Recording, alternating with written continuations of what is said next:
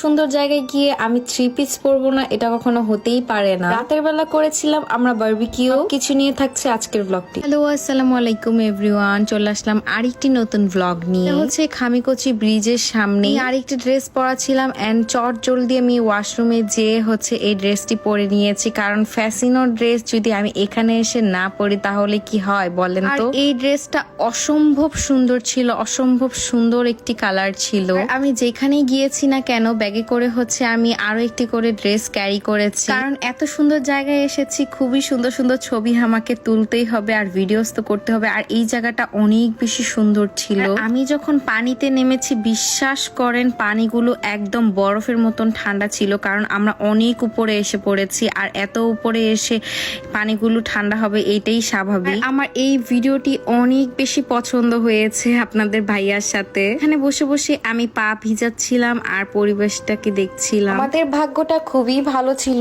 কারণ হঠাৎ করে তখন বৃষ্টিও নেমে গিয়েছে যে বৃষ্টিটা নামবে না, কিন্তু হঠাৎ করে দেখি যে খুবই জোরে বৃষ্টিটা নেমে গিয়েছে আর পরিবেশটা দেখতে অনেক বেশি আরো সুন্দর লাগছিল। এই বৃষ্টিটাকে দেখে আমি নিজেকে কন্ট্রোলই করতে পারিনি, এখানে এসে আমাকে বৃষ্টিটাতে ভিজতেই হবে। সত্যি সত্যি আমি ভেজা শুরু করে দিয়েছিলাম, অলরেডি আমার জামা কাপড় সব কিছু ভিজে গিয়েছিল। তো বিশ্বাস করেন খুবই মজা লাগছিল। খালি আমি ছাতা নিয়ে গিয়েছিলাম, কেউ ছাতা নেয়নি, সবাই ভিজে গিয়েছিল। এই জামাটি পরা ছিলাম ওই জামাটা পরে এখন হচ্ছে আমরা রওনা দিয়ে দিয়েছি, আবার বাসে করে হচ্ছে আমাদের সেই গাড়ি পর্যন্ত যাচ্ছি। সেখান থেকে আস্তে আস্তে আমাদের প্রায় রাত হয়ে গিয়েছিল। চলে এসে আমরা ফ্রেশ ট্রেশ হয়ে বারবিকিউ করা শুরু করে দিয়েছিলাম। আর চিকেনের সব কিছু কিন্তু ইয়াসিন ভাই আর ইলাপু হচ্ছে মেরিনেট করেছিল। সব ভাইয়ারা মিলে কিন্তু হচ্ছে এই বারবিকিউটা করেছে আর আমাদের রিসোর্টের সামনেই হচ্ছে করেছিল। ভিতরে এসে দেখি যে সীমান্ত দুষ্টামি শুরু হয়ে গিয়েছে। ট্রাস্ট মি, এটার স্মেলটা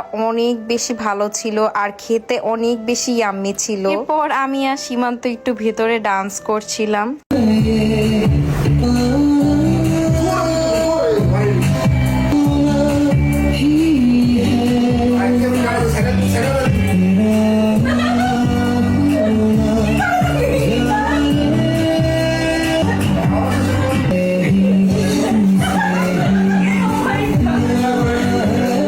করতে করতে দেন হচ্ছে আমি ওকে একদম পিঠে উঠে নিয়েছিলাম। এই জিনিসটা অনেক হাস্যকর ছিল, আমি যখন পরে দেখেছি অনেক হাসি পেয়েছে। ট্রেন্ডিং এ একটা ভিডিও খুবই দেখছি আর এটাই ওকে বোঝানোর ট্রাই করছিলাম আমি। বাট সে আমাকে কোলে ওঠানোর পর বলছিল তুমি এত মোটা, তোমাকে নিয়ে আমি কিভাবে ঘুরবো। আরেক দিক দিয়ে আমাদের বারবিকিউ একদম রেডি হয়ে গিয়েছিল, এখন আমরা সবাই মিলে এটাকে খাবো।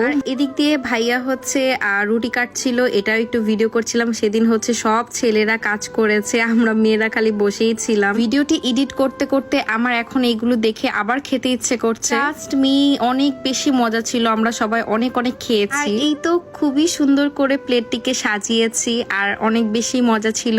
আমি আর সীমান্ত একসাথে বসে খাচ্ছিলাম। আর আজকে আমরা দুজন একদম সেম সেম হচ্ছে টি শার্ট পরেছি। আর অনেকে বলেছেন যে আমি অনেক মোটা হয়ে গিয়েছি। হ্যাঁ, আসলে আমি অনেক বেশি মোটা হয়ে গিয়েছি। এরকম খাবার খেলে কে না মোটা হবে বলেন তো। আমার প্রায় ডেইলি এরকম খাবার খাওয়া হয়, কারণ আমার শ্বশুর বাসায় হচ্ছে আমার ননাস অনেক মজার মজার খাবার রান্না করে, তো আমাদের এরকম খাবার খাওয়াই হয়, রিচ ফুড। খাওয়া দাওয়া শেষ করার পর আমি হচ্ছে বটল ফুটো করতে লেগে গিয়েছি। আর আপনারা এতক্ষণে হয়তোবা বুঝেই গিয়েছেন যে আমি কোন ভিডিওটা করার জন্য এরকম করছি। দিয়ে আমি আগুন জ্বালিয়ে ফুটোই করতে পারছিলাম না, এরপর আমি কয়লা দিয়ে ফুটো করা শুরু করেছি, আবার লাইটার দিয়ে ফুটো করা শুরু করে দিয়েছিলাম। ভিডিওটা দেখতে যতটাই সুন্দর লাগে না কেন, এই ভিডিওটার পিছনে কিন্তু অনেক কষ্ট আছে। এই ভিডিও করতে যে আমি আর সীমান্ত একদম ভিজে গিয়েছিলাম। ফাইনালি আমি ভিডিওটা করতে পেরেছি।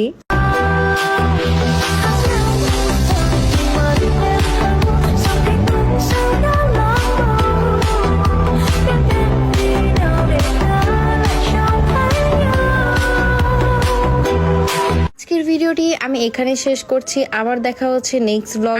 নেক্সট ব্লগটি কিন্তু অনেক বেশি সুন্দর হতে চলছে। আমার পেজে রেগুলার ভিডিও দেখতে হলে অবশ্যই লাইক এন্ড ফলো করতে হবে। আর আজকে এই পর্যন্ত, সবাইকে আল্লাহ হাফেজ।